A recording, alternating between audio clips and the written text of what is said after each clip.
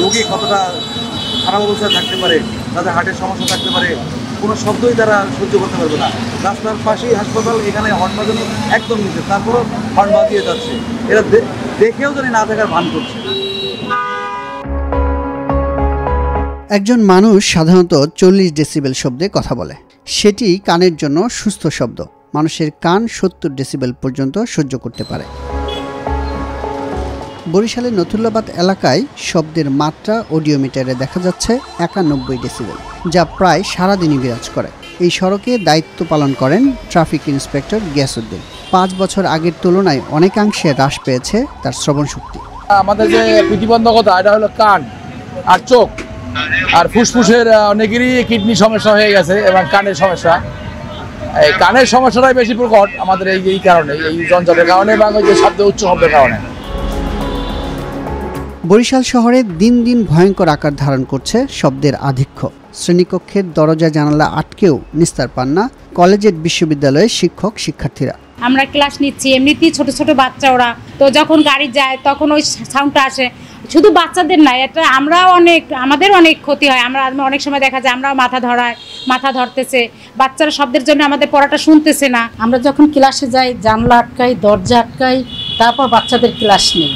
Madam আমরা শুনতে পাই না, তখন আমরা কি বলবো? আমরা তো যতদূর সম্ভব ভলিউমটা করতে চাই, কিন্তু ওদের আসলে সমস্যা হয়। প্রশাসন হয়তো তার দিক থেকে অবশ্যই চেষ্টা করতেছে, করে না যে তা না, কিন্তু প্রতিরোধ করার জন্য সচেতন সবাইকেই হইতে হবে।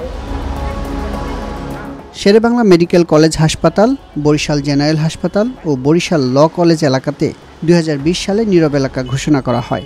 এসব এলাকাতেও ঠেকানো যাচ্ছে না শব্দ দূষণ। নির্ধারিত শব্দের মাত্রার চেয়ে অনেক বেশি মাত্রা রেকর্ড করা হয়েছে এখানেও। পরিবহন চালকদের মাঝে সচেতনতা সৃষ্টি না হওয়ায় এই সংকট তৈরি হয়েছে। লেখা আছে নীরব এলাকা এবং পাশে আপনার হাসপাতাল, এর জন্যই লেখা আছে হর্ন বাজানো নিষেধ, কিন্তু তারপরও মানুষ হর্ন বাজাচ্ছে, প্রচুর পরিমাণে যানবাহন যাচ্ছে এখান থেকে, এবং তারা লেখা কিন্তু তারপরেও তারা বাজাচ্ছে।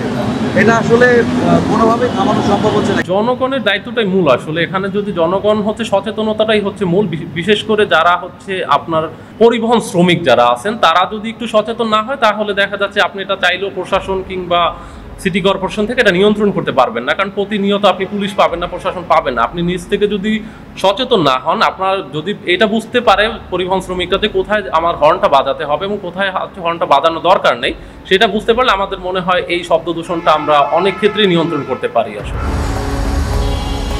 চিকিৎসকরা জানিয়েছেন শব্দ দূষণের কারণে শ্রবণ শক্তি হ্রাসের পাশাপাশি নানাবিধ স্বাস্থ্য সমস্যার সৃষ্টি হয়। শব্দ দূষণের ক্ষেত্রে এটি আসলে বিভিন্ন বিষয়ের উপরে ডিপেন্ড করে, যেমন কতদিন ধরে সে এই শব্দ দূষণে আক্রান্ত, কত মাত্রার শব্দ দূষণের সাথে সে আক্রান্ত হচ্ছে, এই বিষয়ের উপরে অনেকটা নির্ভর করে। সেক্ষেত্রে সাধারণত যেগুলো হয়, যেমন শ্রবণ সমস্যা তৈরি হতে পারে, মেজাজগত কিছু পরিবর্তন, যেমন খিটখিটে, অস্থিরতা, এসব তৈরি হতে পারে। শব্দ দূষণ ঠেকাতে গত 1.5 বছরে বরিশাল সদরে মাত্র 21টি অভিযান পরিচালনা করেছেন ভ্রাম্যমাণ আদালত। এসব অভিযানে আইন লঙ্ঘনের দায়ে মামলা হয়েছে 74 জনের বিরুদ্ধে।